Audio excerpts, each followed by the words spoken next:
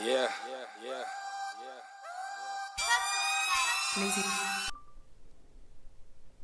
All right, so it's your boxing weekly update on what's going on in the boxing world. So where are we gonna begin? So yeah, I hear. You know what? Actually, I was actually gonna do this as a mess. Nah, you know what? I'll do it in the next video. Forget it. I'll do that in the next video. Let's just go on with the boxing weekly update. What's going on in the boxing scene right now? So obviously we all know Beterbiev. Sorry, not Beterbiev. What I'm talking about?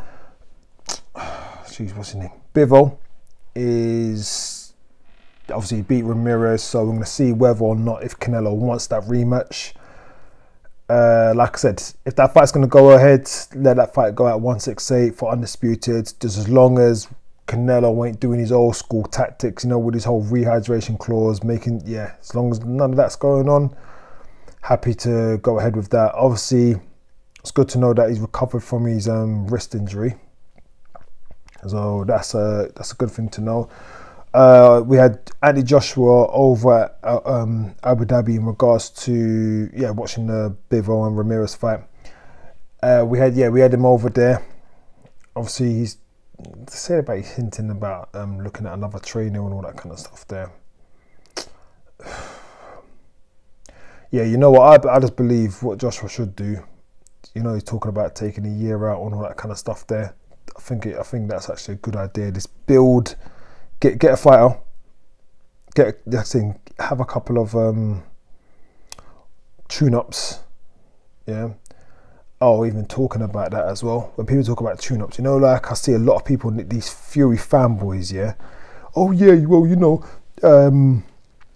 what they're saying about Otto Wallin. That you know, look at Eddie Hearn talking about Otto Wallin now, but when Fury fought him, it's like, who's Otto Wallin? Now all of a sudden it's okay for Anthony Joshua. Anthony Joshua's coming from 2 back-to-back defeats with Usyk, and like I said, he's lost 3 in his last 5 fights. So yeah, like, come on. And I'm always gonna say to you Fury fanboys, when we're talking about resume, look, got no problem if you say Fury's #1. I'm with you with that. But when we're talking about resumes, you cannot compare Joshua's resume to Fury's, and this is a fact. And before you donuts saying, oh yeah, you're just a Fury fanboy, it's not a fanboy, it's just calling it for what it is. Like I said, I've said this in a previous video. You know where Fury talks about, oh, these guys are not in my era.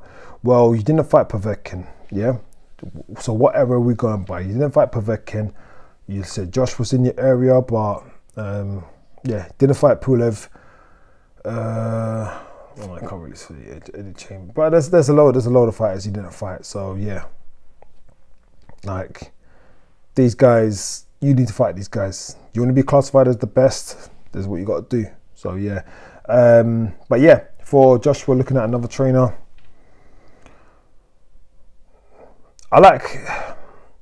honestly, there's no personal, I haven't got no personal agenda with this Angel Fernandez, because I think what he's done with Richard Riakporhe, he's done real well. He's done some good stuff with Riakporhe, but I just feel for Joshua,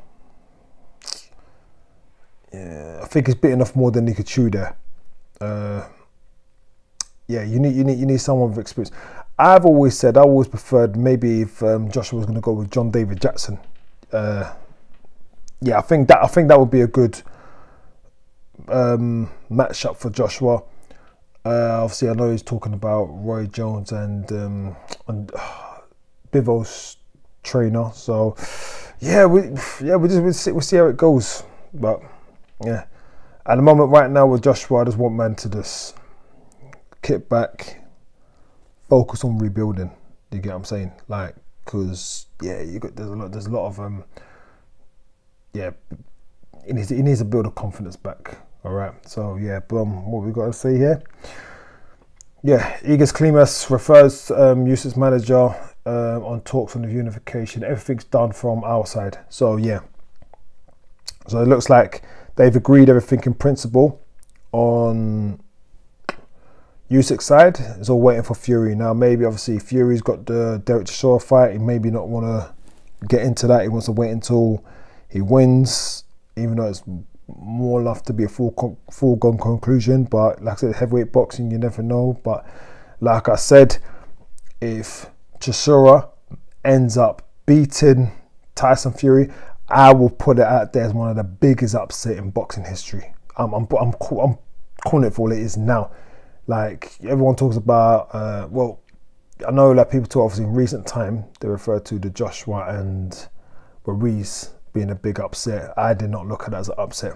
I actually did favour Ruiz to beat Joshua, but I always felt that Joshua was going to get him in a rematch, which he did. So yeah, if for some freak of nature Chisora pulls it out of the bag and lands that big overhand right, and he catches Fury, then yeah, we're looking at the biggest upset in boxing, in heavyweight boxing history. So yeah, like I said, we'll see how that goes. So yeah, we have to wait until Fury signs his bit. I guess that's all for it to be all done in principle. Oh yeah, I forgot. Oh, okay, Adam Azim signs a long-term promotional pack with Boxer. Cool, good on him, mate. Tommy Fury warns that he may slap Jake Paul. Whatever, man, whatever.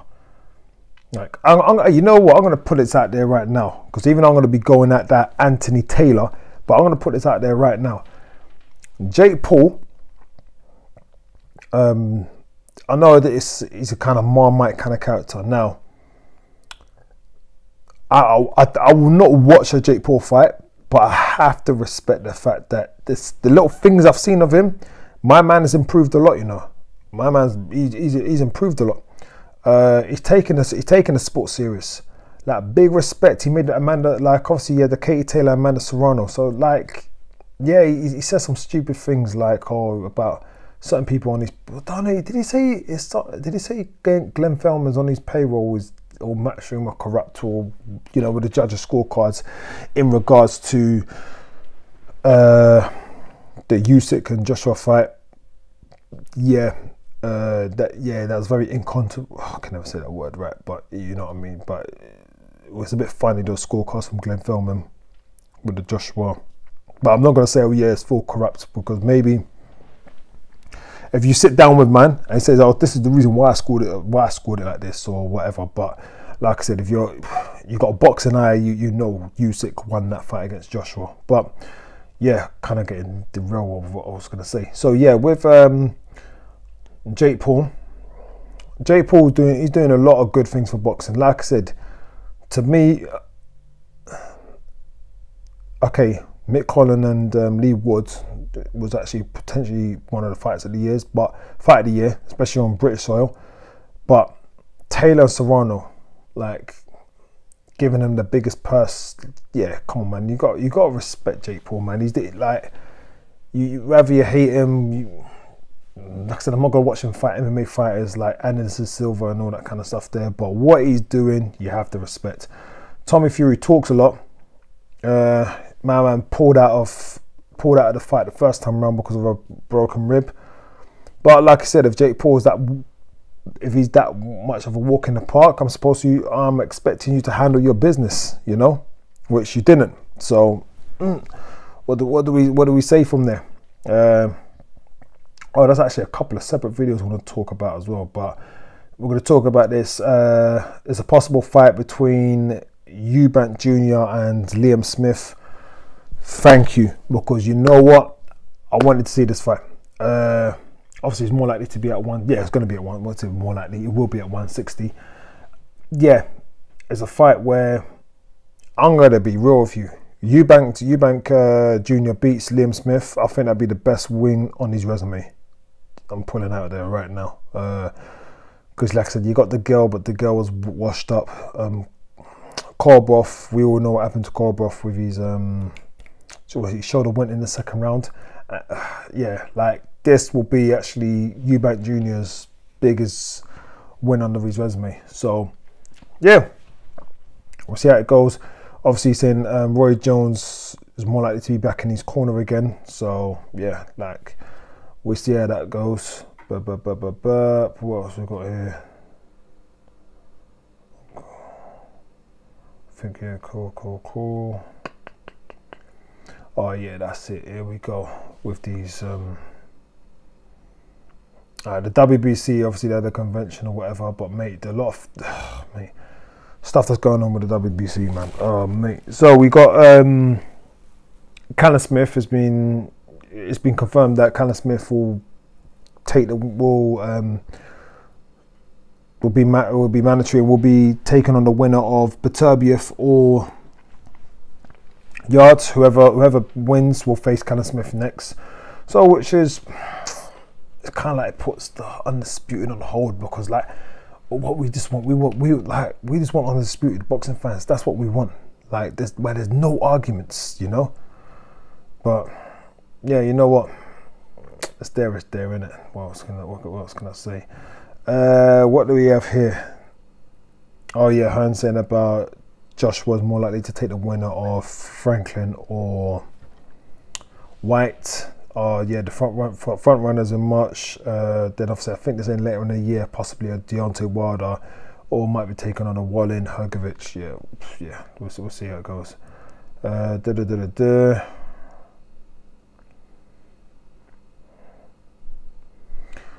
Okay, Katie Taylor said she would love to fight in the US again. Hopefully Vegas, definitely on my bucket list. Yeah, cool.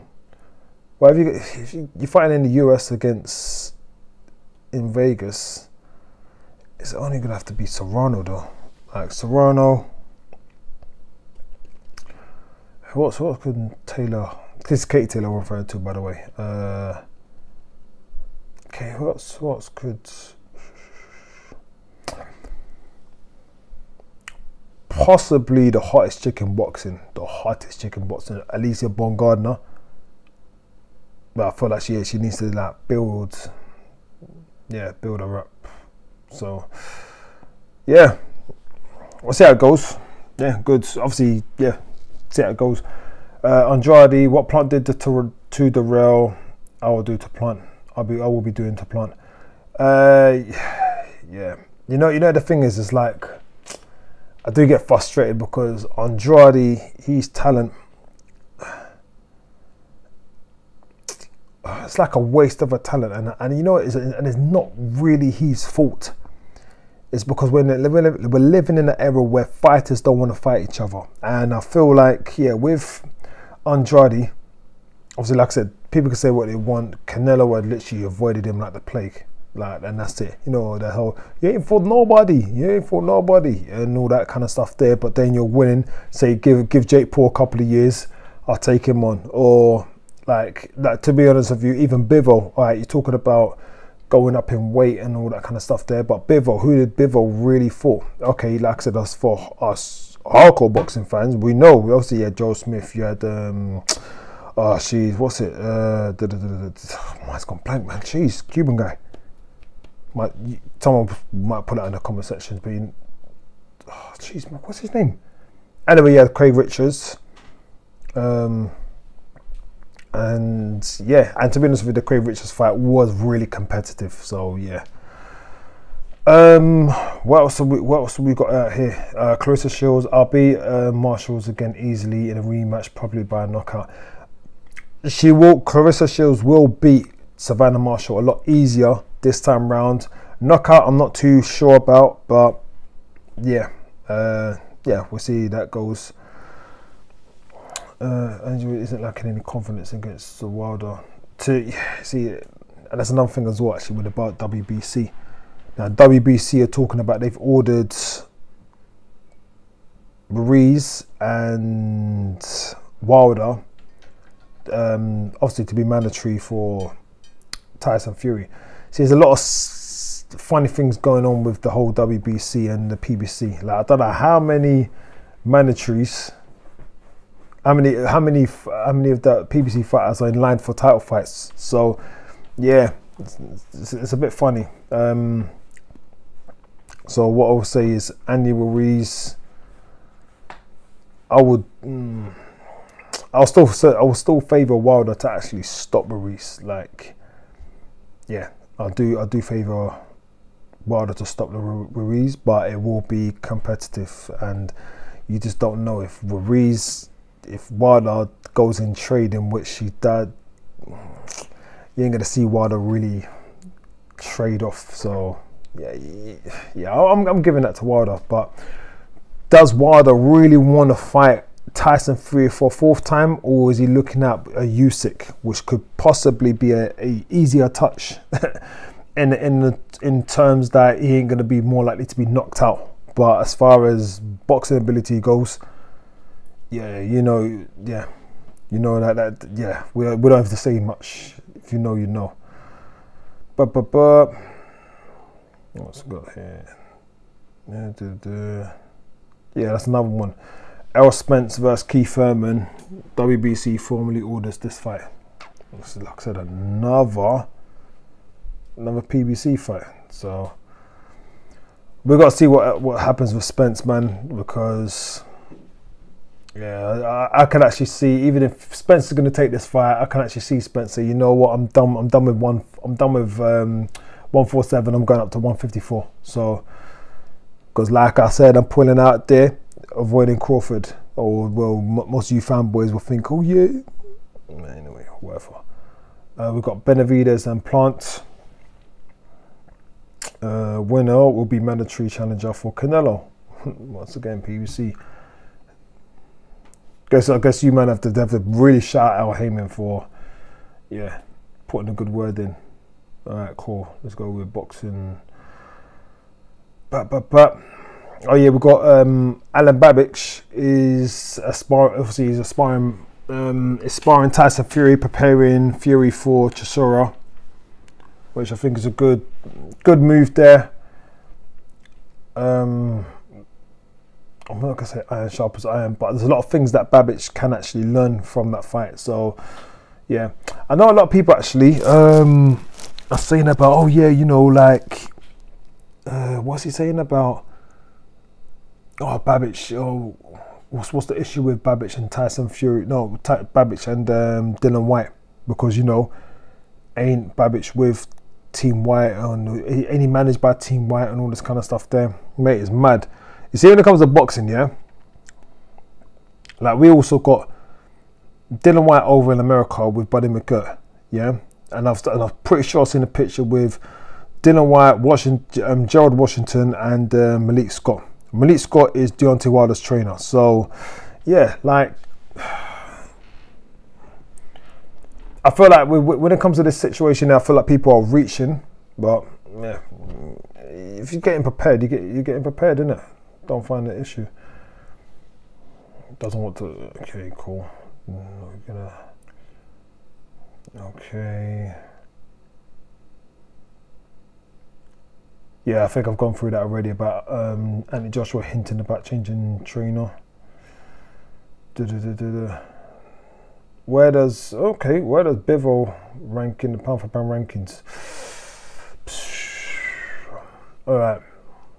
So my pound for pound rankings, I go Usyk 1, Crawford 2, Inoue 3, Jermell Charlo 4, Spence 5,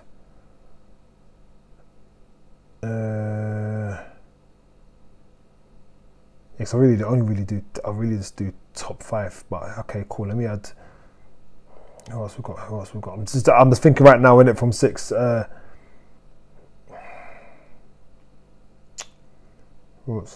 Don't really put heavyweights in there, but if you're gonna put heavyweight in there, nah, no heavyweights. Alright, let's say, I'm gonna get ridiculed for this, yeah, but I'm gonna say Bivol 6, but I feel like Bivol should be like 7 or something, but alright, I'm not gonna say Bivol 6, Haney 7, no, sorry, Canelo 7, Haney 8, Beterbiev 9, and then last one will be don't even know who's lost. Jeez, think. What am I missing now? I think I said, yeah, no, I'm not going to get ridiculous for this, but 10. Lomachenko. Yeah, there you go. That'll be my top 10. Now, obviously, I will do a proper one, but yeah, just right now, the top of my head, I'm gonna run it with that. Yeah, I think that's it for obviously what's going on with the boxing scene. Obviously, oh yeah, that's it. Forgot to mention as well, Conor Benn obviously has been removed from the WBC rankings. I'm going to be talking about this on a separate video in regards to Chris Eubank Senior. I'm pretty sure everyone right now has seen his interview. So yeah, talk about that one on a separate video. And I'm also going to talk about this guy, this Anthony Taylor guy. Oh my days, this. Yeah, that'll be all in the next video. But that's it for now. So make sure you like, share, comment, subscribe.